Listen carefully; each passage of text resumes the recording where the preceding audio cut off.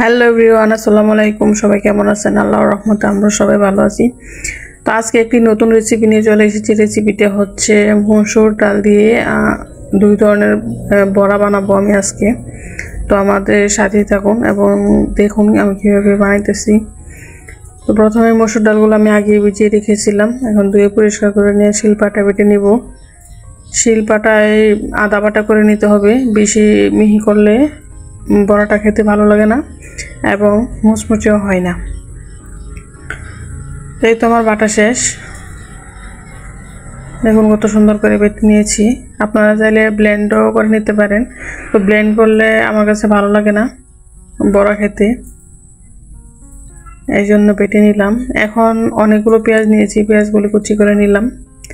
এখন নিয়েছি কতগুলো কাঁচামরিচ, এগুলো কুচি করে নিলাম। এখন নিয়েছি পুঁই শাক পাতাও কুচি করে নিলাম।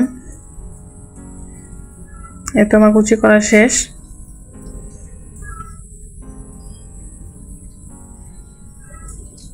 এখন সবগুলো একটি প্লেটে উঠিয়ে নিলাম। এখন আমি যে ডালগুলো বেটে রেখেছিলাম এগুলোকে দুই ভাগ করে নেব। প্রথমে এক ভাগ উপকরণ দিয়ে মিশিয়ে নেব, পুঁই শাক পাতা কুচি, কাঁচামরিচ কুচি, পেঁয়াজ কুচি, তারপর দেব কিছু গুঁড়া মশলা, লবণ, ধনে গুঁড়ো, তারপর দিলাম মরিচ গুঁড়ো, হলুদ গুঁড়ো, জিরে গুঁড়ো। সব কিছু দিয়ে ভালো করে হাত দিয়ে মিশিয়ে নেব। এখন দিয়ে দিলাম একটু চালের গুঁড়ো। এখন হাত দিয়ে ভালো করে মিশিয়ে নেব। এই তো আমার মিশানো শেষ, দেখুন কত সুন্দর করে মিশিয়ে নিলাম। এখন যে আরেক অর্ধেক রেখেছিলাম ডালগুলো, সেই অর্ধেকগুলো আবার মিশিয়ে নেব। পেঁয়াজ, এটার মধ্যে শুধু পেঁয়াজ কুচি আর কাঁচামরিচ কুচি দেবো, আর কিছু গুঁড়া মশলা দেব, হলুদ গুঁড়ো, জিরা গুঁড়ো, ধনে গুঁড়ো, মরিচ গুঁড়ো এবং লবণ। একটু একটু করে সব কিছু দিয়ে দিলাম। এখন হাত দিয়ে ভালোভাবে মিশিয়ে নেব। এই তো আমার এটাও মিশানো হয়ে গেছে। এখন আমি চলে যাব চুলায়। আমি একটু কড়াই বসিয়ে দিলাম। কড়াইয়ের মধ্যে দিয়ে দিলাম একটু বেশি পরিমাণে তেল, কারণ পুঁই শাক পাতার যে মিশ্রণটা ওইটা ডোবা তেলে ভাজতে হবে পকোড়ার মতো করে। এই তো আমি সবগুলো দিয়ে নিচ্ছি।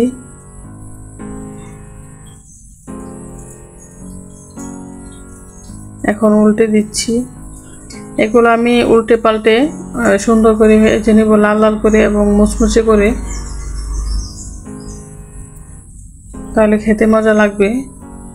আর চালের গুঁড়ো দিলে একটু মুচমুচে হয় আর অনেকক্ষণ মুচমুচে থাকে।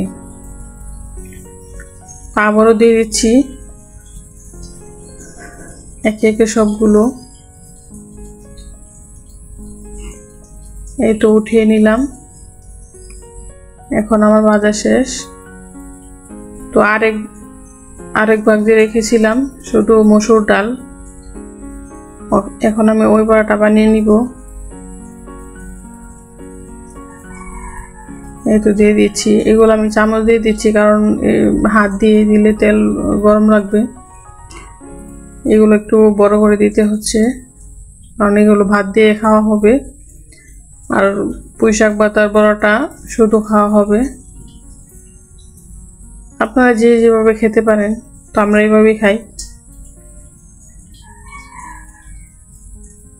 আবারও দিয়ে দিচ্ছি যেটুকু বাকি ছিল। এই তো আমার শেষ হয়ে গেল ভাজা। দেখুন কত সুন্দর হয়েছে দেখতে।